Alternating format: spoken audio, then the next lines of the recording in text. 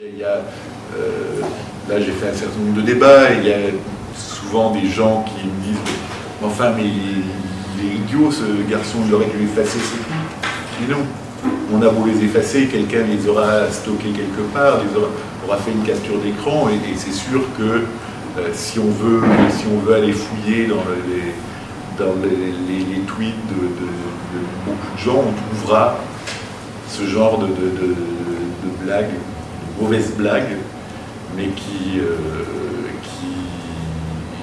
peuvent vous coller à la peau éternellement. Et puis aussi, en parallèle du fait que ces messages peuvent être écrits en 10 secondes, il y a aussi cette volonté d'écrire quelque chose de marquant, quelque chose de choquant pour justement jouer le jeu des réseaux sociaux qui sont pour faire un buzz. Un bad buzz est aussi un buzz.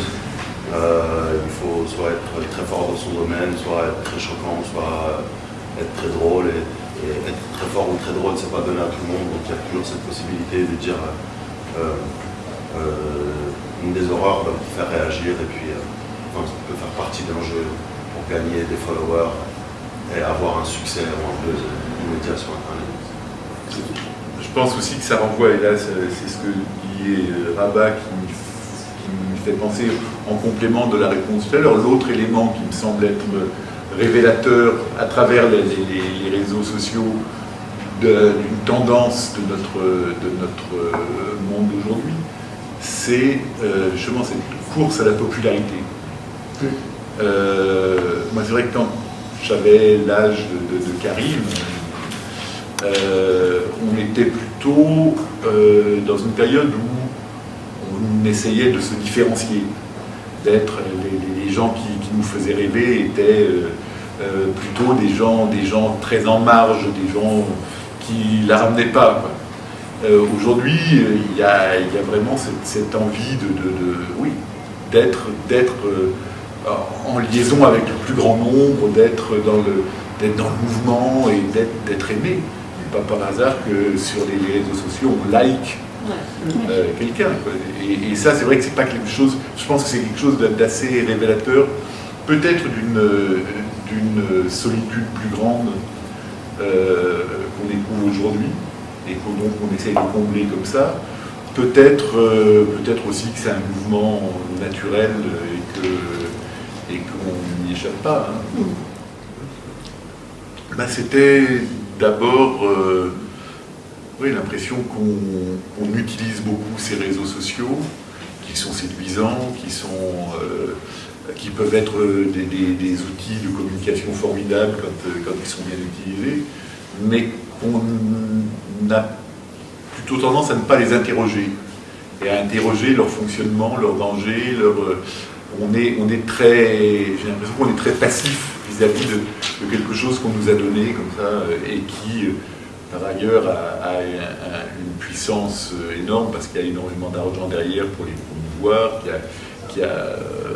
L'autre jour, je faisais un sondage dans une salle avec des lycéens, et j'ai demandé, alors est-ce qu'il y en a qui ne sont pas sur les réseaux, et il y en a 3 qui ont levé la main sur 200. Je pense c'est très très difficile d'y échapper, mais que je pense qu'il faudrait qu'on soit un tout petit peu plus responsable et conscient de ce qu'on y fait. Donc ça me semble intéressant de le regarder précisément. Ça, c'est peut-être la plus grosse erreur que j'ai jamais faite. Ça sera pas été. De reprise, décidément. Rabat d'abord était un des jeunes de la classe d'entre les murs. Ah d'accord. La première erreur. Persisté diabolique. Et bon, il m'avait beaucoup touché à l'époque. Il y avait énormément de tendresse entre nous tous dans ce tournage-là, et c'est vrai que Rabat faisait partie des figures qui me... D'abord parce qu'au début, il me disait non, moi ça m'intéresse pas, je m'en fous du cinéma. C'est vrai ? Et qu'il préférait partir au bled plutôt que de venir s'emmerder à jouer l'année scolaire, enfin à jouer ce qu'il vivait dans l'année scolaire pendant les vacances. C'est vrai que ça avait quelque chose d'à peine séduisant. Et puis il l'a fait et j'ai trouvé qu'il était très très bien dans le rôle. Et puis par la suite je l'ai vu dans un certain nombre d'abord de courts-métrages, de films où il faisait des interventions de plus en plus grandes, et je trouvais qu'il vieillissait plutôt bien. Et tout en me méfiant un petit peu de cette tendresse justement que je pouvais avoir pour lui à l'origine, donc j'ai aussi vu un certain nombre d'autres jeunes acteurs, on a fait des essais, on a fait des séances d'improvisation, des choses. Et Rabat m'a prouvé très rapidement non, parce que ça paraît toujours très long aux comédiens, mais il m'a prouvé qu'il était capable d'endosser les deux pans de ce personnage, c'est-à-dire à la fois le jeune homme presque mondain du début, à l'aise et en même temps dont je voulais aussi qu'on sente que cette aisance était travaillée, que c'était le résultat d'un vrai travail de la part de Karim, au niveau de ce nouveau monde dans lequel il essaye d'entrer. Et puis par ailleurs, il y avait une intériorité nécessaire pour la fin, et que ça, il était capable aussi de la recycler. Voilà, ça a été... D'abord, c'est presque une profession pour certains. Il y a des trolls partout, et les trolls, ça peut aussi passer par là. C'est détruire quelqu'un. Et puis après, il y a aussi même un vrai militantisme. On peut avoir été choqué par ces tweets et se dire que c'est pas possible, et puis les avoir conservés en disant mais jusqu'où va-t-il aller? Enfin ça, je pense que tous ces mécanismes sont possibles. Je pense que plus la personne dérange, plus il est exposé. Et Karim, c'est d'ailleurs ce que lui dit son éditeur quand il descend le grand escalier. Il lui dit non, c'est plus seulement des tweets.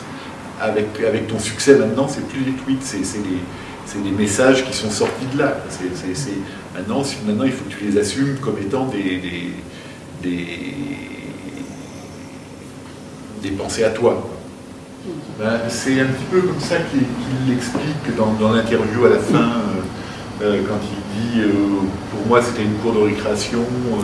Dire qu'on a le sentiment quand on est en interaction à travers un fil avec 5 personnes qui vous répondent et qui font de la surenchère, et que je pense pas qu'on a conscience à ce moment-là que potentiellement on s'adresse à 200 000 personnes, puisqu'il y a 200 000 followers qui vont recevoir ces messages en même temps que les potes.